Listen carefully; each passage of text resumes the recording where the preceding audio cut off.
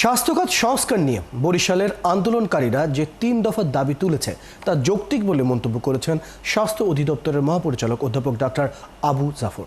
দুপুরে Barishal Sherebangla medical college হাসপাতাল পরিদর্শন এবং কর্মকর্তাদের পাশাপাশি সেবা গ্রহীতাদের সাথে মতবিনিময় সভায় একথা বলেন তিনি। এ সময় তিনি আরও বলেন, সেবার মান বৃদ্ধিতে লোকবল অবকাঠামোগত পরিবর্তনে সময় লাগবে। মতবিনিময় সভায় বিএনপি, জামায়াতের ইসলামী, এনসিপি সহ বিভিন্ন রাজনৈতিক দলের নেতারা অংশ নেন।